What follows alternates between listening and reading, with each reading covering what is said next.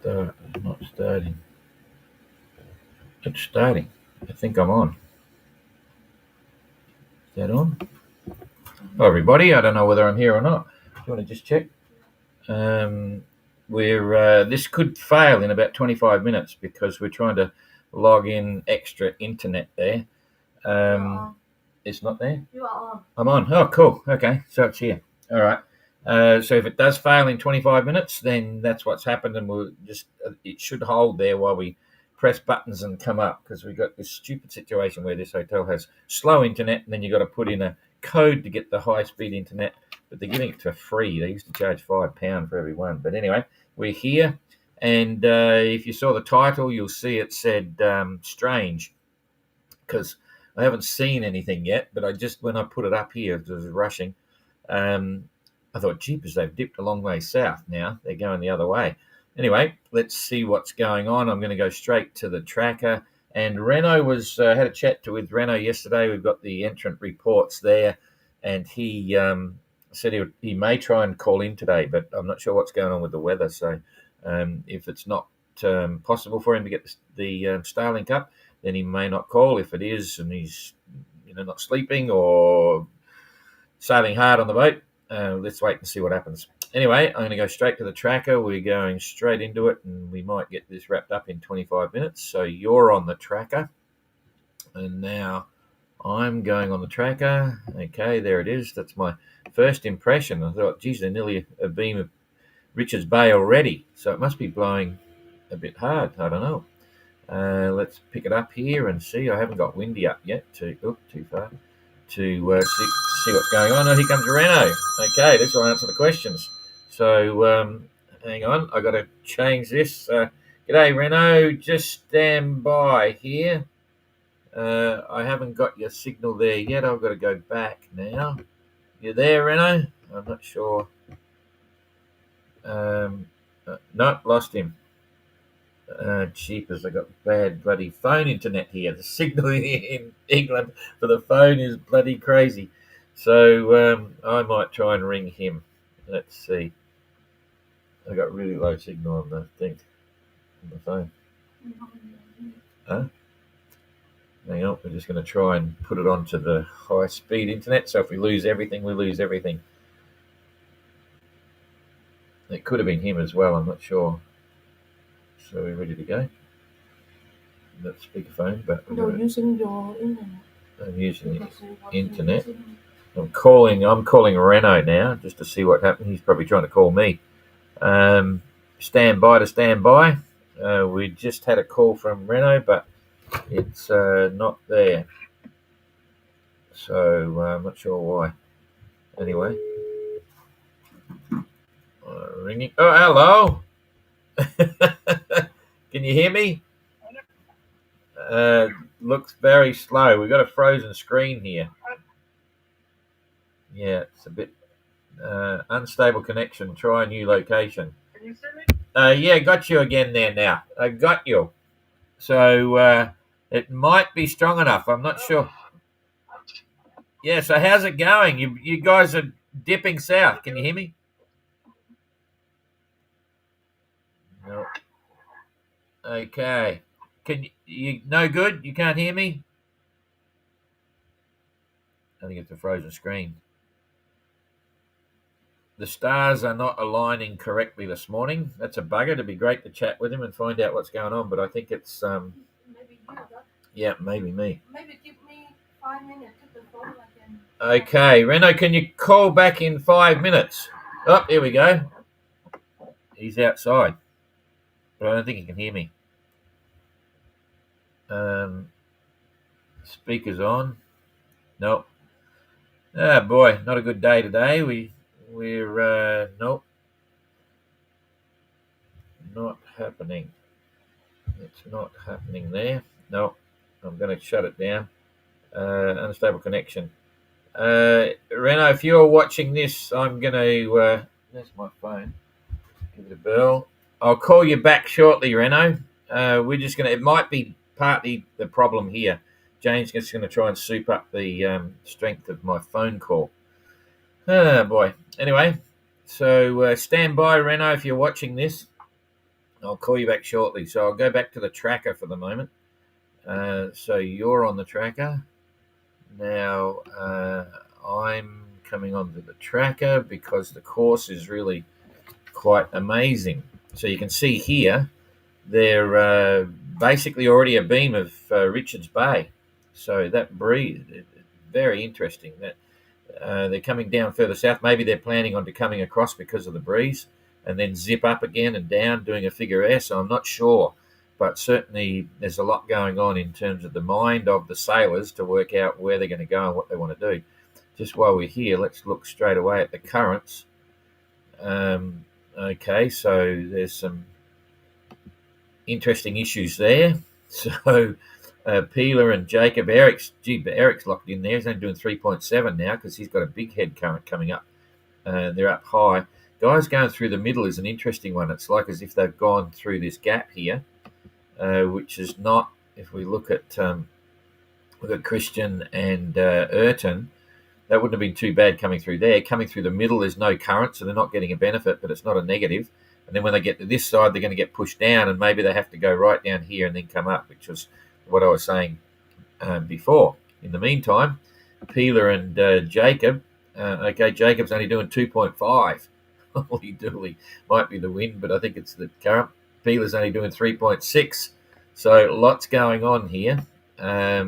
Josh is coming in over the top. Makes you think. I don't know what I'd do if I was out there. Makes you think maybe you got to spit it out where Kerry is and try and come across this spot. But you don't know. This is suggesting there's a really strong current here, but it could extend further out. So where it's showing not much current, there still could be a lot. So they're just going to have to sail with what they've got. But there's no question there. These guys are getting pushed down big time. I don't know whether that's where they want to be and what's happening to the sea state. It's from the north. So anyway, let's just get organised and we'll go for the position reports and forget about the current for the moment. Look at the breeze. Looks pretty interesting, and it'll be having an effect with the current to make a sea state completely out of the ordinary. So Josh is doing 5.5, 128 mile day, and then Christian doing 4.8, 99 mile day. Ayrton 4.4, 106 mile day. Jasmine's got 5.8, 112 mile day, and Adam. You can try and call. 5.8. Only 13 minutes left, same as your computer. 13 minutes left, jeepers. Okay. I don't know how this is going to go, but anyway, I'll just finish this. Adam 5.5, 113. Peeler and the team. Peeler and the team 3.6 and 97. Right behind Jacob. Picked up a bit on Jacob there. 76 for him and 2.5 for boat speed on Jacob. Not a lot considering the breeze. So they're bucking the system there for sure. Renault's doing 5.5, 120. Dan doing 5.5, 132. So all kind of interesting stuff there. And we're day 253. I'm going to try straight up. I'm just going to come back here before I go into the rest of that. I'll try and give Renault a call right now. So I'm coming back. Lots of messages from people. Renault, I'll just give him a call and see what happens here. We might get him. Oh, hello.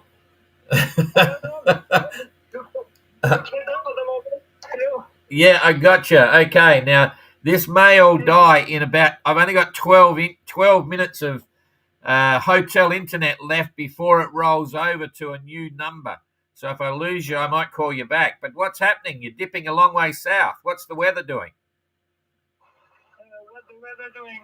Look, so show you outside. Yeah. Oh, jeepers! Look at that. You can see it's confused a little bit. Wow.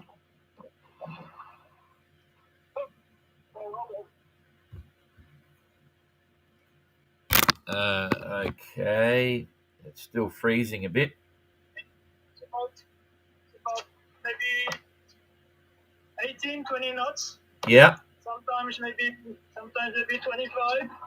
But the waves are very short and very nervous. So it's very difficult to make the boat going straight. even when you steer. So now it's a north wind. So I had about 100 miles. I want to go south to be able to take the next front on the square of the boat, not in the nose. So the story is going south as much as possible, maybe to the 30th parallel, and then turn right to go to Durban to be there Thursday afternoon, hopefully. Yeah, okay. All right. Well, there's a lot going on with the currents with the other entrants as well. So, and as soon as you showed me the sea, I could see it was a bit short and steep, even though the wind and the current are going the same direction. Yeah, that is strange. Normally, when you have the wind and the current same direction, the sea is flat. You don't have any nervous sea on the water. But today, the water is very nervous. I don't know. Maybe there is a current one way, a current another way, at different level in the sea. I don't understand really how it is like this. But Ye- it is what it is. We have to do with. Yeah, exactly. Okay, we're all doing pretty well, and it's good to chat. So, how are you feeling? You personally, are you tired? You've been driving hard. You getting any sleep and stuff? I am tired. I will not say I'm not tired. This is not the truth. I am tired. We had long days from south of Madagascar. Um, in what they call the magic carpet. I was always a bit out of the magic carpet. Uh, to it was a bit of tactic because from south of Madagascar, I was quite sure that we will have to go south to the big wheel of currents, not south, sorry, north. We are in South Hemisphere, so north to the big wheel of current. And so I tried to avoid to go too much south in south of Madagascar. And then to take the front, the big front we had the other day, it was for me very important to get it the more west possible to have a smaller angle with the wind to be able to go fast and not to reduce too much the state. Strong, so I had a very slow state, but I've been able to go straight to my waypoint at the wheel of current and not been pushed too much east. So spending time thinking about this, spending time steering, spending time changing the sail, and the boat is moving, rolling. I don't know all the word in English, but it's like if you are in a tumble dryer, very hot, but you're moving everywhere. And so it's not easy to sleep. So yes, I am tired, and I will be happy to arrive in Durban, and I will be happy to finish with this, what we can say, 2.6 leg, because it is really, really a hard one. Very, very complex, very difficult. Yeah, yeah. How's everything? How's life down below? Is reasonably comfortable? Like not much humidity, water down below. You're living okay. So in the boat, I have 65% of humidity, and it's 27 degrees because everything is closed. So this is why it's hot. But when you go outside at night, you need to put either a jumper on you and some socks and shoes because it's quite cold now. When I mean it's cold, I don't think it's less than 20 degrees, but when you've been 1 year under the tropic, 20 is cold. Yeah, yeah. And so, what about your sales? Are you seeing any degradation or any damage to sales with the sun and anything? Okay, this is a big story of the sails. So we have background and nylon asymmetric sails. So the nylon asymmetric sails, after nearly 1 year under the sun, of course, they start to be quite old. I have one A5 who is very old, but I have a spare A5 as a 7 sails, which I never used before. I did not use so much my A7 until PG, so I have an A7 which is quite good. My A3 is okay. My jib, we did use a lot of jib from PG, even more, even before, with certain longer. So the jib is okay, the fabric still okay. It's not to be not a racing jib, but it's a paddling jib, so it's never been a racing jib. It's okay. The most problem sail is the mainsail because you nearly have for myself nearly have all the time the mainsail on. So the fabric of the mainsail is not as good as I thought.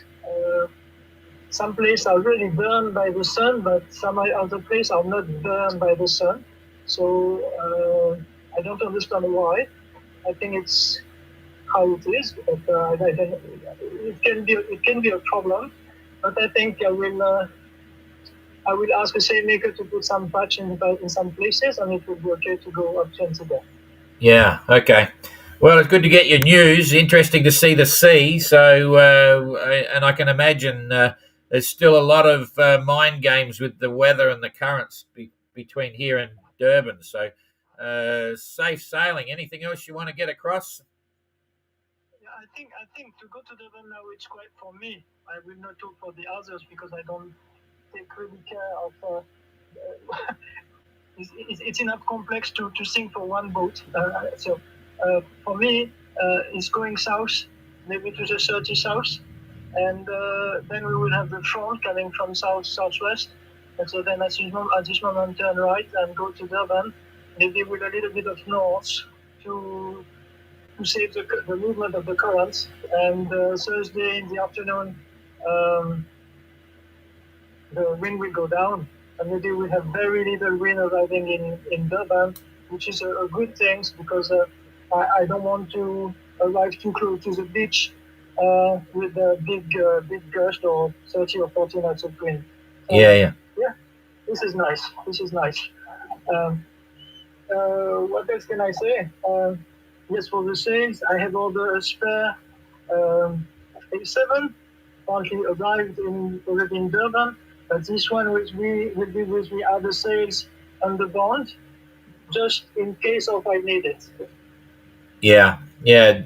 A juggling act, eh? It's we're all learning. Anyway, you're doing a great job. So appreciate the call. That's for sure. So, when was the last time you cooked a banana cake, or you've been too busy?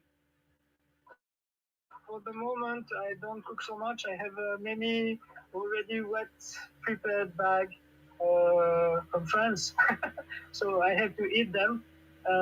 So I eat them, and then I will restart after Cape Town to make cooking because now it's a bit tricky and. I don't have the help for cooking. I have more the help to arrive the soonest as possible in Durban and then in Cape Town because this is really a hard part of the world to sail with. Yeah. Small boat. Yeah. Okay, fantastic. All right. Well, good luck, eh? I hope you get some rest and sail safe, and we'll see you in there soon. See you where? See you in Durban soon. I won't be there. We'll be in Cape Town, but everyone's looking forward to seeing you. Okay, that's great. So say hello to Jen as well. Bye-bye, Don. Yep. Okay. Thank you very much. See you later. Au revoir. Bye bye. Bye bye. See you. Bye bye. Okay. So, boy, I noticed the sea as soon as he stuck it outside. You could see the small waves, little white caps on it, but not generated by just by the wind. Anyway, I picked it straight away. So, as soon as he showed me, I thought, wow, very interesting. It is a mind game with those currents, and it's so complicated in a simplistic way that it's hard to get your head around it sometimes. If you've been following the other updates I've been giving about currents and saying, oh, you could go this way and that way, there's no easy answer for anyone, and they're all dealing with that now. So that's kind of interesting. We're about to, I think I've got it 3 minutes before this drops off. Anyway, we'll keep going and see what happens. So if you keep monitoring, okay, if it does fade, it should hold the program, but then we'll be off the air for 2 or 3 minutes while we press some more buttons and come back. So try and hang fire. Anyway, back to the tracker. Okay, and okay. Here we go. So you're coming on the tracker, and I'm coming on the tracker now. Okay, so we just went through the relative boat speeds and daily runs, but it really comes down now to the currents. But we had a bit of an overview of that. So now I'm just going to look at the weather, look at what the wind is going to do. I think I'm better off on the larger scale because we can see where we're going. No, not quite. No, I'll come down one. Okay, so we're going to sit on that. So you can see where Durban is. You can see where Richards Bay is. And just to confirm again what the currents do as you get close, we'll have another look at the currents. So forget about the circular ones up here. Look at their final approach. Now, this is what's called the Agulhas current, the one running all the way down the coast here of South Africa. These are, I don't know whether you'd call that a Agulhas current or not. These are more just like ocean currents in the Indian Ocean and the Mozambique Strait or whatever it's called up there, and so on. So as they make their final approach here, you can see that's running, on this graphic, it's suggesting it's running from, 3 knots, 3.5 or something like that. And in fact, we can show you that here. You can see here in the white, it's like 3 something knots, 3.2. They're along the bottom of the screen right now, showing 3.2. But in reality, what can happen, it goes beyond the scale here. I could pull it up on Windy, I might do that, but even still, we've already been told that some of this current's running at 5 knots. So if you're sitting in that current for a number of hours, you're going to go a long distance. And just once again, to show you the width of that, if this graphic is correct, from your final approach to Durban, let's say from there to here, that's 70 miles across there, if that makes sense, right? So you've got 70 miles to go across. If you're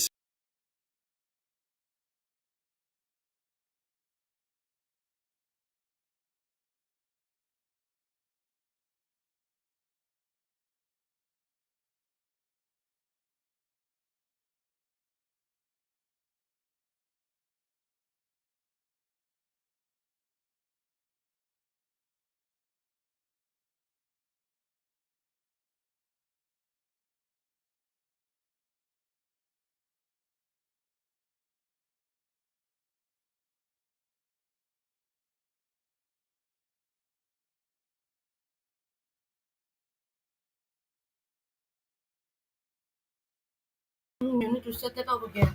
set what up again? Tracker. I think we're back on again, everybody. I just got to get you the tracker up here to share it back on. We've shared it back on. I'm just going to come back and just resync this. You should be looking at me. You should be looking at me now. So that's cool. Everything's suggesting the clock's still running. So, okay, I think we're still there. I go back to the tracker. We're back to the conversation we had. I'm going on the tracker. Okay, hopefully you're all still with me. Is it still showing? No, Oh, Jane's got to do the same before. Anyway, I'm going to assume that we're back on normal. So, 70 miles across here. We've got 5 knots. That's 14 hours. If you got 3, that's let's say it's 15 hours. So 3 would be that's 30, 45 miles south. Well, no, that's 45 miles south. You're going to go if you've got the strongest current in here. Let's say it's not as strong on the edges. I'd say it's probably worth a good 30 miles, right? That you're going to dip south just by trying to cut across here.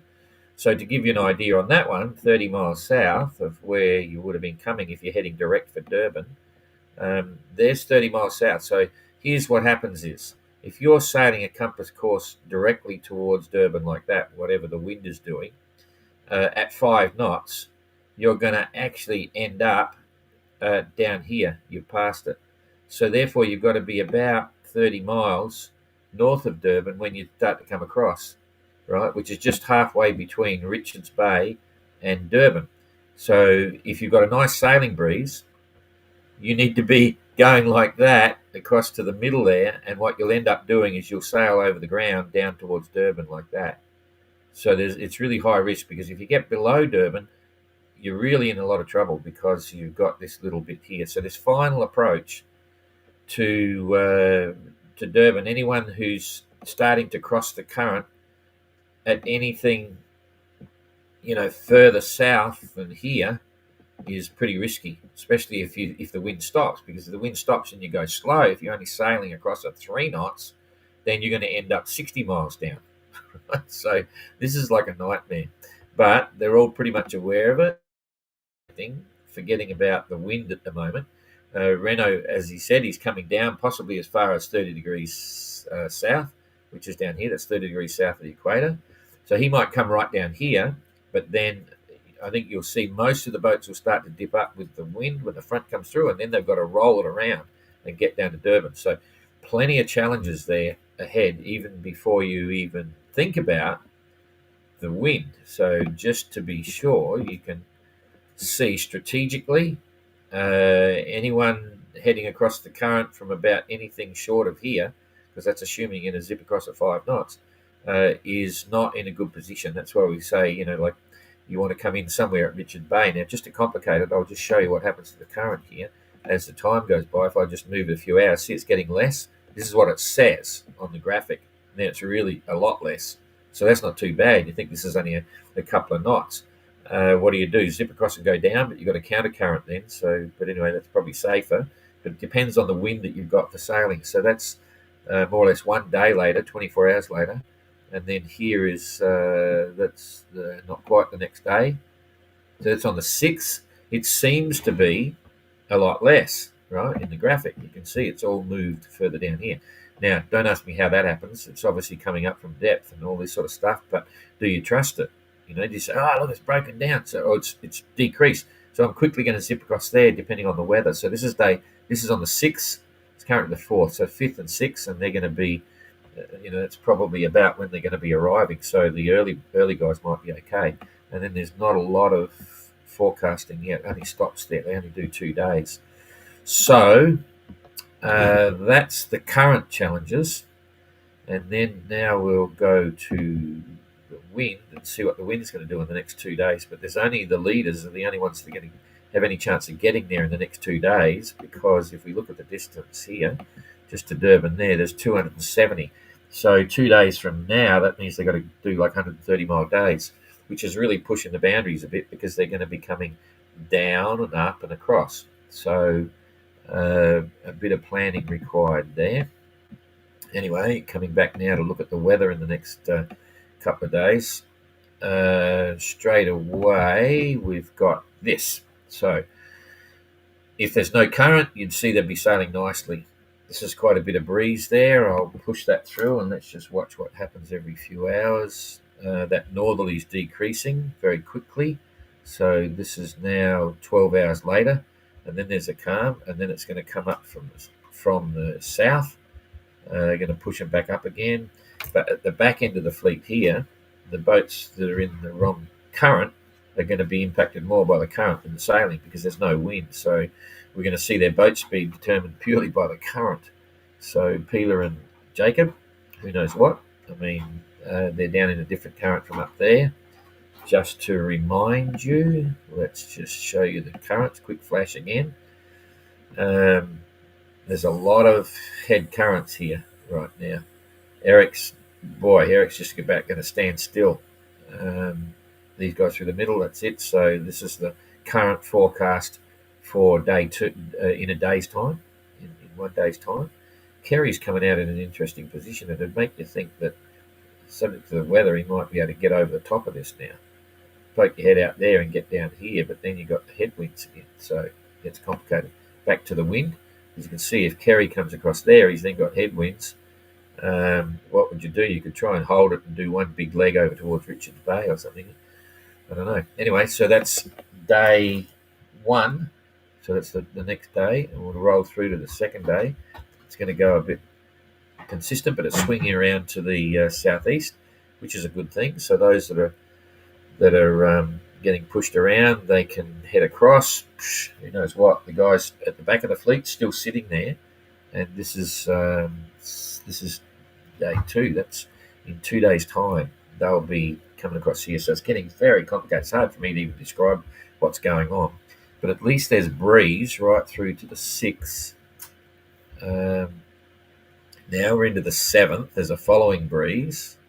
So, but it's not going to be fast. That's 10 to 15 there. So That's on the 7th, 4th, 5, 6, 7. So this is day 3. This is day 3. Now, what's going to happen to the leaders? I'm just going to do the back end here.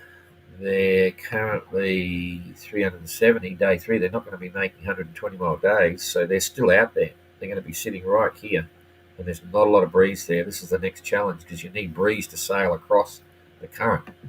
Okay, so if we look at that and keep going, day 7, it's swinging a bit. There's still a bit of breeze. That's kind of cool. Then it's a northerly. Okay, so or northeasterly. So that's actually pretty good for for the back end of the fleet that are looking at probably turning up at about day 4 on the 8th. They may be lucky there because that's speed. They've got speed on the water and it's going with the current, so it's supposed to be a reasonable sea. There's plenty of breeze there, 30 knots, bounding towards the finish, and it's holding through to the 10th. So in some, oh boy, that's getting solid then. But at least it's going with the current.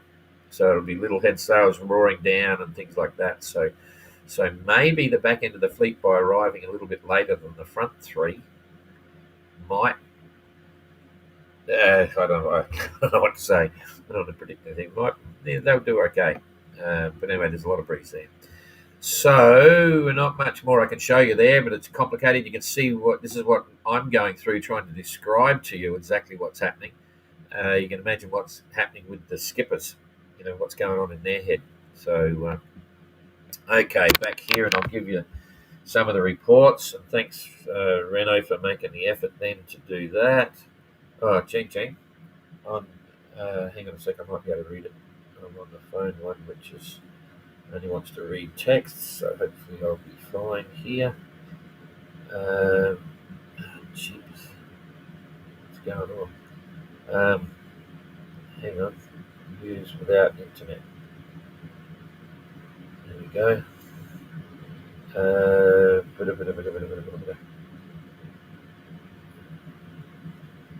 Entrant reports. Okay. Rightio, today, and I think we had one.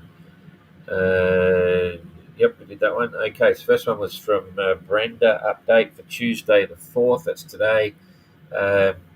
This is from Eric. Very testing at the moment. Found myself in a bad current when I woke up this morning, needing to be further north. Trying to work my way around it to the south. Very strong winds when the front came through, and the other night probably up to around 35 to 40 knots. Boat handled it okay. Not far to go to Durban. Still very challenging conditions. All the best, Eric. So not in a challenging position there with the current. From Immortal Game, duck and beans for dinner. Out of a can last night, which was actually pretty good. Well, that's the French ones. That's those white beans. They're really cool.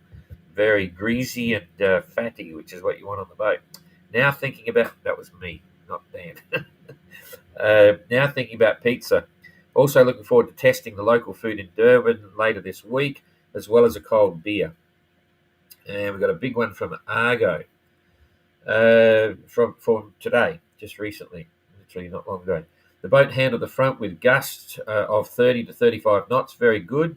2 days ago, no problem at all. Felt safe all the time.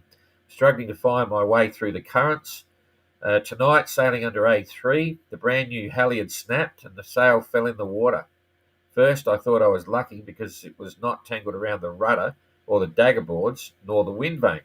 I got it on deck in the dark very carefully because the fabric has become so thin and fragile, just to find out that it has been seriously damaged anyhow. Okay, so it's not good news for Christian. That's his A3. That's the biggest one. Smallest number but biggest sail. That's how it works on his asymmetrics. And it's challenging for him. When it snaps, usually the reason it snaps is because there's chafe somewhere. The rope itself is always plenty strong enough, but they're not big, thick rope like your finger. They can be quite small, so there's not a lot of latitude there for any chafe, and they're often up for a long time. Anyway, who knows? It's bad luck for him. Anyway, so now no more A3 for the moment, and unfortunately, no more twin spinnakers as well, because I'm not considering to climb the mast up to the top to try to replace the halyard in the current conditions. So you can probably imagine my current mood still has room for improvement. That's being optimistic. Jeepers. So no twins, because you need two halyards to hoist your twin sails. You can actually do it with, he might be referring to this, I'm assuming he's got two halyards. I always had two halyards up there. So you can actually do it as one, although one's on the, no, not so easy. It's a bit complicated, but you can actually unfurl if he's got his five. If he's got his five on a furler, so it's just like rolled up and wrapped there, you can actually lower that. Well, you can actually unfurl it, so it's actually flying. Then you've got to drop it while it's open, okay? And then you've got to connect your other asymmetric onto that and hoist them both up together. But the problem is, it means that once they're both up together on the same single halyard, you can't furl up one of them and drop the other one. So it does get complicated. As soon as you do things like that, you're increasing your risk, because if something goes wrong with one, you're buggered. You could lose both of them again. So it's probably fair enough not to even try that, but it's possible. Okay. Let's see. Just a comment from Kerry, which I think was going to Dan. Just says Bunny Chow. It's not his report. That's a Bunny Chow. Rabbit. It was duck. Or did I miss the point? Did Dan have duck? No, rabbit. Yeah, no, he had duck. So I'm not sure where the Bunny Chow comes from. Okay, so that's about it. We can get out of here. We've got a lot going on again today. And so where we got Rathlin. Sound and video clear. Thanks, Rathlin. I hope you could hear Renault when he was on there. He's got a softer voice than like mine. But anyway, hopefully the audio is okay. Rathlin, the internet works better in mid-ocean than in Gosport. Planet Orange Purple Ring. Yeah, exactly. Will they get washed south? Well, you can see with the wind, Renault needs to get south because the wind's going to come up from that way and it'll blow him back up there. And very complicated, but hopefully the graphics shows you what's going on. G'day, Grishap Petrov. Now, what I'm saying, when we get boring time later on, I'm going to get all of you guys I'm going to give you a chance to come online, and I'll give you a limit of, like, I don't know, a short paragraph to describe who you are, where you are, and what you do, because some of the names and handles are fantastic. But anyway, good to see you, Grishap. Is that how you say that? Grishap Petrov, yeah. G'day, Christine. Rathlin, water looks like the North Channel and Kintyre, yeah. Short, cross and steep. Good luck. Yeah. Roberto, hi Don. Very interesting moment of the race. I'll agree with that. I've never done that leg, and it looks like a nightmare. Like strategically, your head has got to be full. It would be nice if you can remind me the terminology in English of some essential parts of the boat, where you got the bow and the stern and the beam and the bits. I don't know whether it works with me doing this, because we're not even looking at a boat when I'm talking. But as I've said, a lot of the time, there's a lot of good stuff on YouTube, or even if you go for images, if you go, yacht or sailboat names or whatever, you'll see there's some great graphics there with names of all the bits. I know the cockpit beam, some others, but still learning English from Italian terminology, even in your QA sessions if you prefer. Well, I'll try if I remember. In fact, I'll put another Q&A session up. I'll do that. We haven't done it for a week or so. And there might be people out there with complicated questions, what's going on. So I'll try and put the question box up straight after this. Roberto, sorry, I must miss something. How do you cook a banana cake in such a small boat? On the oven? Did you put on the top? It's just like a cooking pan. So Renault mixes all the mix together, puts it in, and then puts a lid on it, and you keep it up off the flame. And he's renowned for cooking, but now it's a bit more serious, so he doesn't have the time. But in the past, he's actually done it good. Renault, sorry, was hard to hear you and lots of movement. If the boat has need to put the phone near me. Yeah, that's cool. All right, you did a great job, Renault. I appreciate that. I'm sure everyone liked it. I'm sure they could hopefully hear you. It's always good. Pretty basic technology. We could do it with a with a link, but it works. I mean, I'm okay with just holding the phone there. Anyway, back on. Good on you, John. Thanks for that. Remember to like, share, and tell your mates and everything that's going on here. It's going to get much more interesting between now and Cape Town, I've got to say. So, very glid, yeah, Rathling, yep. Grabber, thanks a lot for trying, Renault. That's from Jane. Elsa, g'day, Don from Darwin. Christine, bunny chow is curry served in half a loaf of hollowed out bread. Delicious. Okay, there you go. I didn't know that one. Bunny chow. That's a rabbit food. That's salad to me.